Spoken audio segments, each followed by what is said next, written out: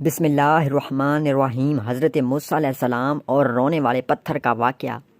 ایک مرتبہ حضرت موسیٰ علیہ السلام اللہ تعالیٰ سے ملاقات کے لیے جا رہے تھے کہ ایک جگہ حضرت موسیٰ علیہ السلام کو ایک پتھر کے رونے کی آواز آئی، تو آپ علیہ السلام اس پتھر کے پاس گئے اور اس پتھر سے پوچھا کہ تم کیوں رو رہے ہو؟ اس پتھر نے جواب دیا کہ اے اللہ کے نبی، مجھے اس بات کا بہت ڈر ہے کہ کہیں قیامت کے روز اللہ پاک مجھے بھی جہنم میں نہ ڈال دے۔ محترم ناظرین، اس پتھر کو شاید یہ ڈر اس لیے پیدا ہوا ہوگا کہ اللہ تبارک و تعالیٰ نے قرآن مجید میں ارشاد فرمایا ہے کہ جہنم کا ایندھن انسان اور پتھر ہیں، لہٰذا اس پتھر کو لگا کہ کہیں ایسا نہ ہو کہ اللہ پاک مجھے بھی جہنم میں نہ ڈال دے۔ پتھر بولا کہ اگر میں جہنم کا ایندھن بن گیا تو میرا حشر بہت برا ہوگا۔ اے اللہ کے نبی، میں اس بات کو یاد کر کے رو رہا ہوں۔ اور کہنے لگا کہ آپ علیہ السلام تو اللہ کے پیغمبر ہیں اور کوہ طور پر اللہ تعالیٰ سے ملاقات کے لیے جا رہے ہیں، وہاں جا کر آپ علیہ السلام اللہ تعالیٰ سے میرے لیے سفارش کر دیجیے گا۔ تو حضرت موسیٰ علیہ السلام نے اسے تسلی دی اور کہا کہ اس وقت میں اللہ تعالیٰ سے ملاقات کے لیے جا رہا ہوں، اللہ کے حضور تیری میں بخشش کی دعا کروں گا۔ یہ کہنے کے بعد حضرت موسیٰ علیہ السلام کوہ طور پر چلے گئے، اللہ تعالیٰ سے کلام کیا، اور اسی دوران آپ علیہ السلام اس پتھر کے بارے میں بھول گئے۔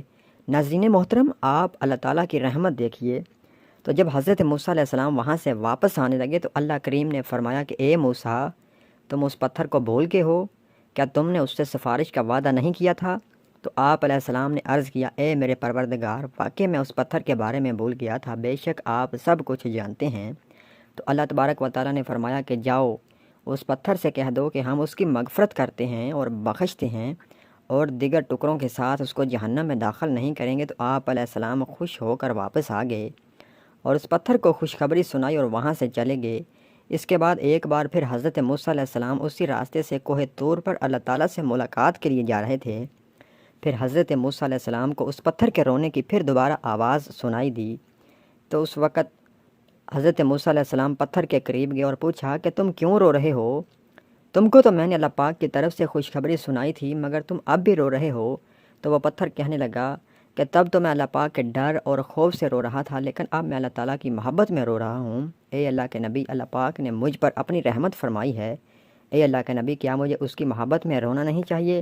اللہ اکبر۔ ناظرین محترم، ذرا سوچئے، ایک پتھر جو اللہ کے خوف سے اور اللہ کی محبت میں رو رہا ہے۔ اللہ پاک نے ہمیں سب کچھ دیا ہے، مگر اس کے باوجود ہم اللہ پاک کا شکر ادا نہیں کرتے۔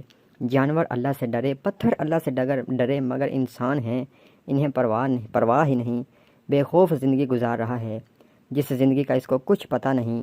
اللہ تعالیٰ کی بارگاہ میں دعا ہے کہ اللہ ہمارے دلوں میں اپنا خوف اور اپنی محبت پیدا فرمائے، آمین یا ثم آمین۔